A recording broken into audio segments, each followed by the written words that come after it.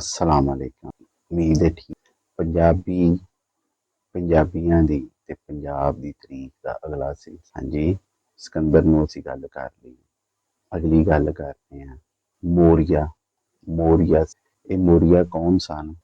पंजाब दी जो तरीक की गल करने हैं ते मौर्या नूं विच जिक्र करना क्यों जरूरी है, ਇਹਦੇ ਤੇ ਗੱਲ करने ਤੇ ਇਹ ਜਿਹੜਾ ਮੌर्या सल्तनत है ਇਹਦਾ ਜਿਹੜਾ ਟਾਈਮ ਹੈ ਉਹ ਦੱਸਿਆ ਜਾਂਦਾ ਵੇ 322 ਕਬਲ ਮਸੀਹ ਤੋਂ 185 ਕਬਲ ਮਸੀਹ ਤੱਕ ਦਾ।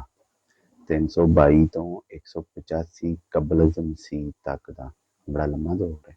ਕੁਝ ਕਹਿੰਦੇ ਨੇ ਜੀ ਇਹ 50 ਕਬਲ ਮਸੀਹ ਤੱਕ ਵੀ ਰਿਹਾ, ਯਾਨੀ ਕਿ 300 ਸਾਲ ਤੱਕ ਮੌर्या ਜਿਹੜੇ ਨੇ ਨਾ ਹੁਕਮਰਾਨ ਰਹੇ ਨੇ।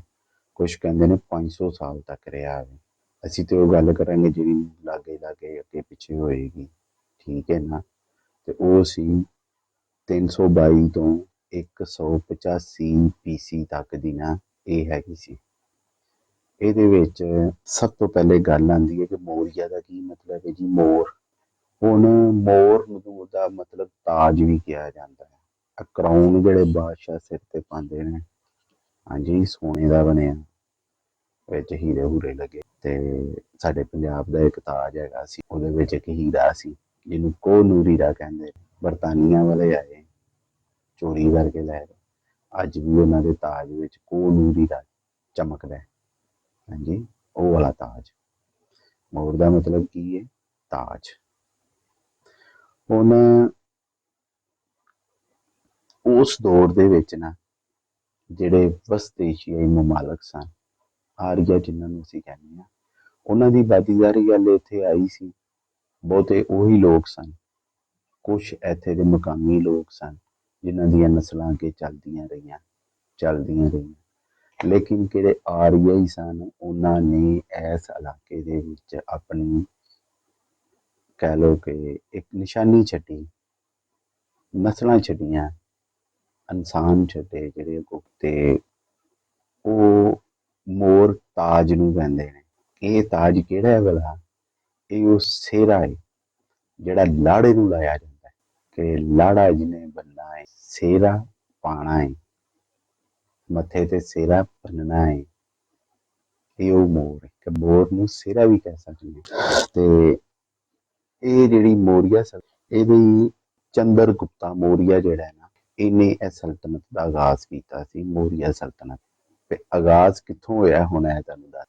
ਇਹ ਗੱਲ ਜਿਹੜੀ ਹੈ ਨਾ ਸੁਣਨ ਵਾਲੀ, ਉਹ ਜੀ ਕਹਿੰਦੇ ਨੇ ਹਿੰਦੁਸਤਾਨ ਦੀ ਆਪਣੀ ਜਿਹੜੀ ਸਭ ਤੋਂ ਵੱਡੀ ਤੇ ਪਹਿਲੀ ਸਲਤਨਤ ਸੀ ਨਾ, ਉਹ ਮੌर्या ਸਲਤਨਤ। ਇਹ ਕੁਛ ਕਹਿੰਦੇ ਨੇ ਜੀ ਇਹ ਮੌर्या ਜਿਹੜਾ ਹੈ ਨਾ, ਇਹ ਚੰਦਰਗੁਪਤ, ਇਹ ਜਿਹੜਾ ਨੰਦ ਖਾਨਦਾਨ ਹੈ, ਇਹ ਭਾਰ ਭੂਰ ਦੇ ਜਿਹੜੇ ਇਲਾਕੇ ਸਨ, ਭਾਰ ਅੱਜ ਉਹਨਾਂ ਨੂੰ ਯੂਪੀ ਪਤਾ ਨਹੀਂ ਕੀ ਕਿਹਾ ਜਾਂਦਾ ਵੇ, ਇਹ ਉਹਨਾਂ ਇਲਾਕਿਆਂ ਦੇ ਨਾ ਖਾਨਦਾਨ ਸੀ ਹੁਕਮਰਾਨ।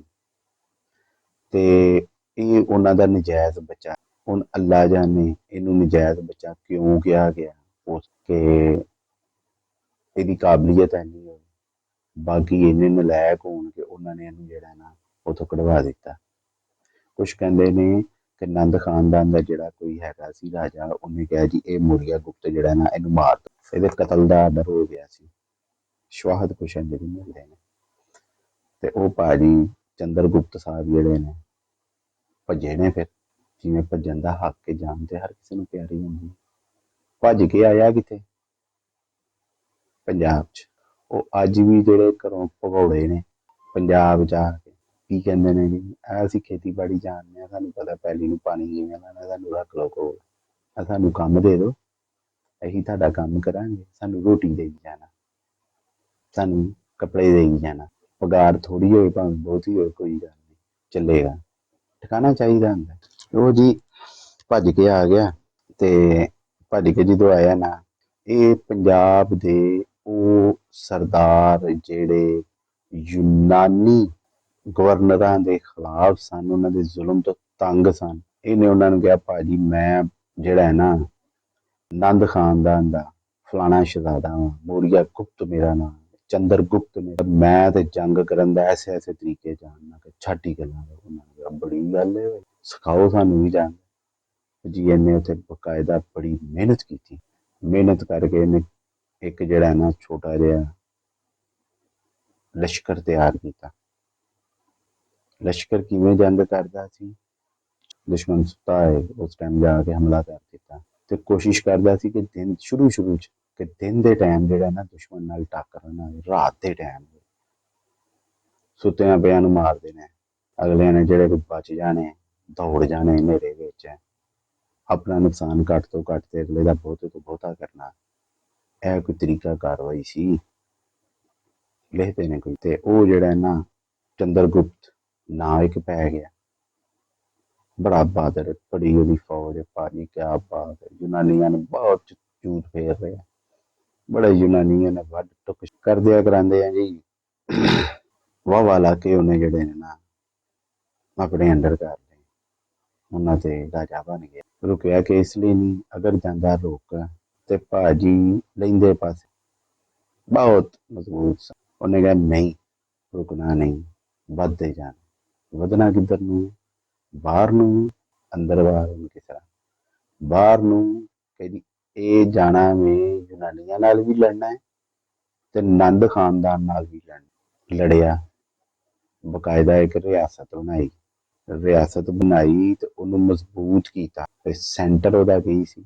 ਇਸ ਲਈ ਮੈਂ ਚੰਦਰਗੁਪਤ ਜਿਹੜਾ ਨਾ ਉਹਦੇ ਤੇ ਤਕਰੀਬਨ ਇੱਕ ਵੀਡੀਓ ਬਣਾ ਛੱਡੀ। ਜ਼ਿਕਰ ਕਰਨਾ ਲਾਜ਼ਮੀ ਸੀ। ਕੁਛ ਕਹਿੰਦੇ ਸੀ ਜੀ ਇਹਨੂੰ ਮੌਰੀਆ ਇਸ ਲਈ ਕਹਿੰਦੇ ਸੀ, ਇਹ ਨਾ ਜਦੋਂ ਭੱਜ ਕੇ ਆਇਆ ਨਾ ਉਧਰੋਂ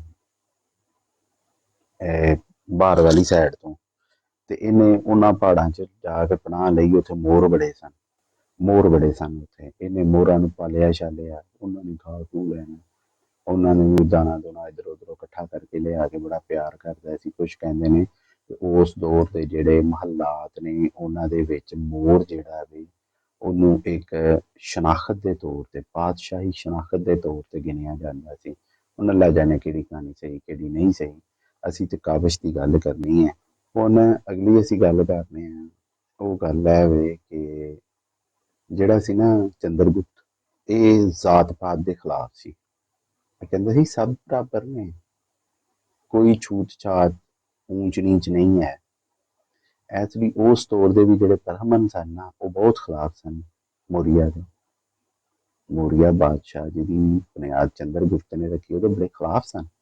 ਉਹ ਖਿਲਾਫ ਸਨ ਤੇ ਇਸੇ ਲਈ ਜਿਹੜਾ ਹੈ ਨਾ ਉਹਨਾਂ ਨੇ ਜਨੋੜ ਦਾ ਜਿਹੜਾ ਹੁਕਮਰਾਨ ਸੀ, ਜਨੋੜ ਰਾਜਸਥਾਨ ਦਾ ਇੱਕ ਇਲਾਕਾ ਹੈ, ਉਹਨੇ ਇਹਦੇ ਖਿਲਾਫ ਲਸ਼ਕਰ ਤਿਆਰ ਕਰ ਲਿਆ। ਉਹਨੇ ਕਿਹਾ ਇਹ ਤੇ ਸਾਡਾ ਜਿਹੜਾ ਇਹ ਬੇੜਾ ਗਰਕ ਕਰੂ, ਇਹ ਤੇ ਕਹਿੰਦਾ ਵੇ ਕਿ ਸਾਰੇ ਬਰਾਬਰ ਨੇ, ਵੱਡਾ ਨਿੱਕਾ ਕੋਈ ਨਹੀਂ, ਕੋਈ ਛੂਤ ਛਾਤ ਜ਼ਾਤ ਪਾਤ ਨਹੀਂ ਹੈ, ਇਹ ਤਬਾਹੀ ਫੇਰ ਜਾਏਗਾ, ਲੋਕ ਬਗਾਵਤ ਕਰਨਗੇ, ਅਸੀਂ ਲੋਕਾਂ ਨੂੰ ਗੁਲਾਮਾਂ ਵਾਂਗੂ ਰੱਖਿਆ। ਉਹ ਭਾਜੀ ਫੇਰ ਜਿਹੜਾ ਨਾ ਚੱਲੀਆਂ ਤਲਵਾਰਾਂ, ਚੱਲੇ ਤੀਰ ਤੇ ਜੰਗਾਂ ਹੋਈਆਂ ਮੌਰੀਆ ਦੀਆਂ।